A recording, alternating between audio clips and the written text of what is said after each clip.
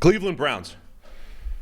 What are the Browns going to do? We already have people in the chat saying, well, they've got some cap issues. There's going to be some casualties. Who are the casualties going to be from a salary cap? Browns currently $24 million over the cap, which, I mean, it's not like, it sounds bad, right? But a third of the league is over the cap right now. So I'm just using, here's a simplistic view. I have our PFF depth charts, which are available not for anybody here, but available as part of PFF IQ for our good advertising. IQ team. I mean, for our team customers. Yeah.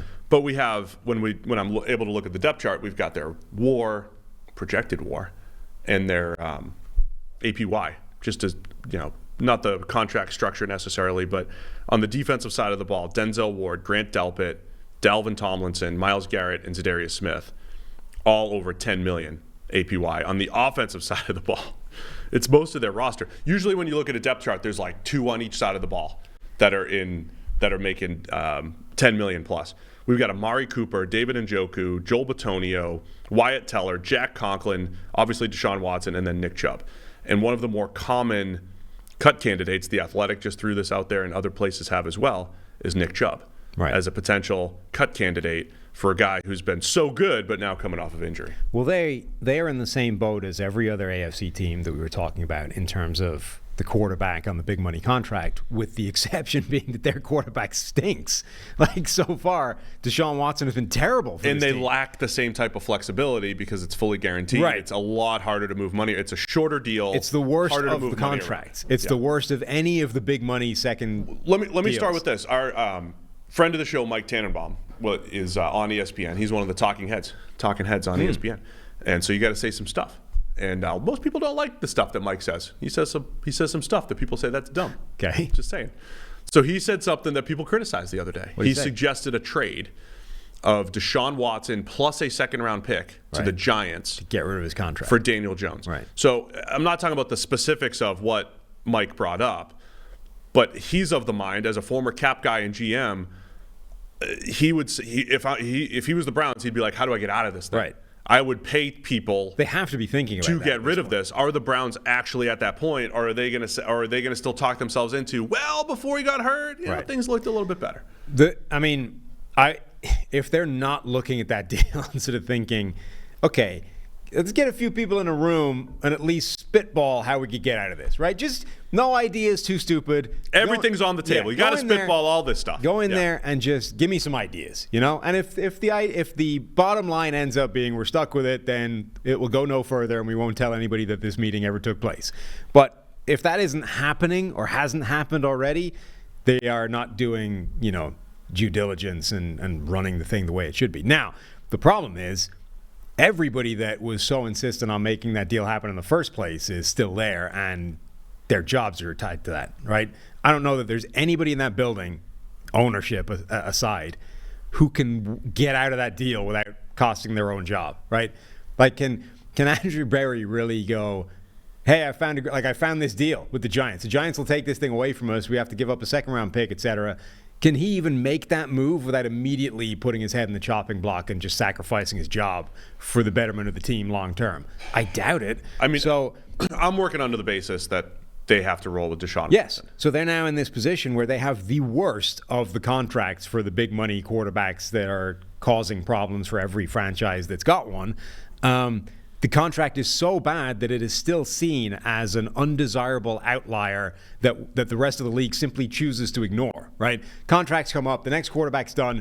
Nobody is using that as precedent. I don't know if that's ever happened before, where a quarterback deal has been done and the entire league just chooses to ignore it as, actually, that didn't set precedent. The one you want to be looking at is Joe Burrow or Herbert or whatever. We're simply ignoring the Deshaun Watson deal. That's seen as the crazy outcome of the desperate franchise that we simply choose to pretend didn't exist. But it means that it's causing Cleveland more problems than any other franchise who has to deal with this. The league was so mad at it. Yeah.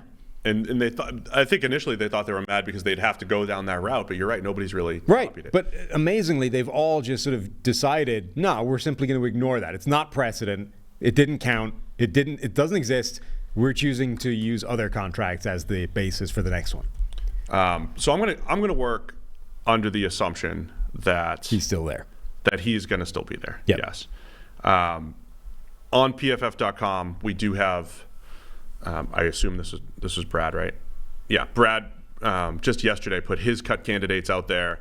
He's got Nick Chubb. The Athletic mentioned Nick Chubb. Over the Cap mentioned Nick Chubb. Over the Cap actually put percentages on it as well. And Nick Chubb is one of the highest predicted cut candidates in the NFL, basically. Brad suggesting a hypothetical pay cut of almost $12 million to almost $6 million for Nick Chubb if he's willing to take that. I think Nick Chubb is one of the few running backs that does make a difference and has consistently over time when we talk about make a difference. In a random vacuum year, can you do that? Sure.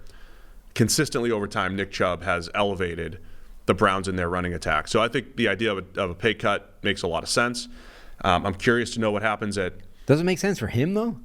Like, why would he take that? Oh, for him, if you could do this. I'm only talking from a team standpoint. It is, from the... why would Nick Chubb want to stay in Cleveland point of view, it is a really good run blocking offensive line. Like that has to factor into his decision making. Let's say that happens, right? The Browns come to him, they say, hey, Nick, here are your choices. We cut you, or you take a pay cut by $6 million this year. What do you want to do? On the one hand, of course, you'll get cut and you'll go get a big contract somewhere else. But you do have to factor in wherever I end up is unlikely to have an offensive line or a run-blocking offensive line as good as the one I have in front of me right now. How much is that worth to my career going forward? Right. So I think those guys will be in place, right? Jack Conklin at right tackle, he's battled injuries. He's got a huge cap number. The Browns are 1 year away from being able to cut him and save any money. So I do think the line's going to be intact. And it's a good line in addition to like DeJuan Jones, who had to step in and play, is now backup. They got things to figure out there as far as his playing time or flipping him to left tackle to compete with Jedrick Wills, whatever it might be. But the other part about the Browns is they completely transformed their defense last offseason from one of the worst to one of the best, and they did it by a late add of Zadarius Smith. Also, but aggressive moves of Dalvin Tomlinson. I think a shrewd move of Obo Okoronkwo. They've got a lot of those pieces back in place. So I think it's another year of like bargain basement toward the end. Those edge rushers that we're going to mention for every team, continue to add depth there, maybe on the interior of the defensive line like they did with Shelby Harris last year. He's going to be a free agent. They had him for almost nothing. So I think that's how the defense goes this offseason. Offensively, do the Browns have to try to make assuming they maneuver the cap stuff, David Njoku's another guy that's a potential cut candidate, but man, did he start to figure it out last year, man. Yeah, coming off a really good year. As a playmaker, like a legit playmaker. Because I'm going to come back to, if the Browns are going to get Deshaun Watson back to 2020, right? This is a while ago now. 2020 standards or 2019 standards. I think they got to do it with better pass catchers. It can't just be Amari Cooper and David Njoku. It's got to continue. It's got to get even better. And how are the Browns going to be able to do that this year? Yeah, I mean, Amari Cooper is destined to become the next, just the latest step in his career where somebody looks up, sees $20 million a year attached to his name and goes, do we really want to be paying Amari Cooper $20 million a year even though he makes some difference to every offense he's on? Right. Is he that good? Like, he's going to get... He's destined to be on the way out again, right? Just because the next team is cap tight. And by the way, the Browns once again don't have a first-round pick. They're still, dealing with the residuals from the Deshaun Watson trade. Their first pick is not until 55. Now, I thought the Browns did a nice job last year, given 4th and 5th round picks that they had and potential offensive line starters that they brought in and Cedric Tillman at receiver. I think they got to attack receiver, though. Again, they took chances, tried to trade for an Elijah Moore. I think those complementary pass catchers are still lacking there, and they're going to need more consistency there, even if Cooper's there. And then if they make a move where they're like, hey, we're going to move on from Amari Cooper, like you said, like other teams, it's just a year where they got to go receiver, and you probably have to start by saving money at running back with Nick Chubb. So who's your favorite in the mid-rounds for them? I don't know where Ricky Pearsall ends up. I think I mentioned him on a different show yesterday, and everybody's like nodding. Like Ricky Pearsall from Florida becomes one of the guys that a lot of people are talking about. I'm a big Xavier Worthy fan from Texas for what he's worth. Like at pick 55, yeah, could be good. For I really Xavier like Worthy as a deep threat. He's our friend Brett Coleman has been putting receiver comps out there, and some of the comp season is hilarious because I'm not going to get off the. Who's Worthies? He gave someone else Mike Wallace. Yeah, everyone's using. It was Mike like Wallace Malik comp. Neighbors or something like that, and I was just like, "That's drunk. I don't like it. I don't like it." But again, like I don't like to trash comps because sometimes there's like one thing that a guy does that reminds you. Yeah, but you Xavier need Worthy context for what the comp is. Right. So Mike Wallace is my Xavier Worthy comp because I'm seeing a deep speed, long leg, deep speed guy who body catches. And I don't know if he's going to be a full route tree type of guy, but there's value just letting this dude run post and goes and over routes and go get him, right? I think Xavier Worthy could be that guy. I have a Mike Wallace comp in every draft. Will Fuller was a Mike Wallace comp, right? Yeah. So then you add it to your comp mix and you could have a Will Fuller comp if they're a little bit shorter. But to me, that's what Worthy can be. And if Cooper is still there and is your high volume guy and Xavier Worthy's your take the top off the defense guy, I think that could work really well for the Browns. Yeah, Worthy is a good one. I like Worthy a lot. Roman Wilson, the Michigan wide receiver that tore up the Senior Bowl, I think would be a good option there. If Devontae Walker slipped far enough for them to grab him, I think that would be an amazing pick. Tez is going to be fascinating because Rick Spielman on the show on Monday mentioned the same thing, the horrible Senior Bowl. I think everybody's going to talk about the dude did not catch the ball. And if that does drop his value a ton, I'm like, all right, that's an upside play. I think a smart team could be looking at that and saying, let's hope everyone focuses on that because his tape from college, I think, is a lot better than that. Jalen Polk, my guy from Washington, I think would be a steal in those mid-rounds. And then the other guy that I would mention in that area is Jamari Thrash, the Louisville wide receiver. That guy, I think, has really, really high-end ability.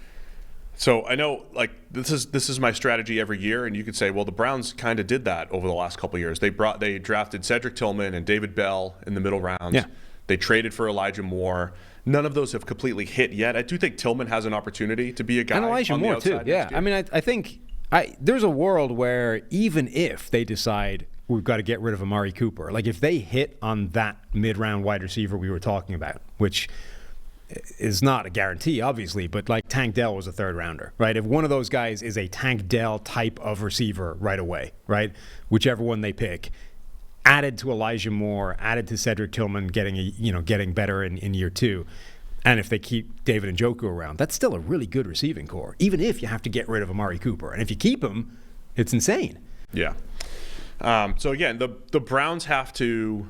I would also, keep trading down and adding volume draft picks when you think about the Watson cap situation, but also some of their young, Denzel Ward's already getting paid at corner, Martin Emerson Jr. and Greg Newsome. Yeah, they're going to have to get paid at some point. They're a team where you look at it and you're like, okay, they're already getting squeezed in terms of decisions, and I can see the ones on the horizon coming. Right. It's like, God, we're going to have to make some really rough calls. It's a good problem to have, man. Ish. Right. It would be a better problem to have if your quarterback wasn't bad right now. The one other thing to keep an eye on, too, again, they've had a really good offensive line. I think our grades are right. I mean, Jedrick Wills has not developed as a former first-round left tackle. That's been the one weakness. I would immediately on their line. DeJuan Jones should be starting for them, whether it's right or left tackle. They need to find a way of getting him in the starting lineup, and if that's benching and or getting rid of Jedrick Wills, cool. The problem is Jack Conklin and DeJuan Jones have both been right tackles over the last several years. And Conklin is probably on his last year there, so but it would be the chat's asking about trading Conklin. It's not the best move from a cap standpoint yet, but again, if you're trying to think about next year's cap situation and everything, it might be in play, especially if you have DeJuan Jones who could step in. Yeah, it would just, given what we saw from DeJuan Jones, it would be brutal to waste a year of his putting him back on the bench just because Jack Conklin comes back and you can't get rid of him yet. All right, we talked about a lot of stuff. They fixed? Sure. Cleveland? All right. Cleveland Browns. Other than the deal that they can't get away from.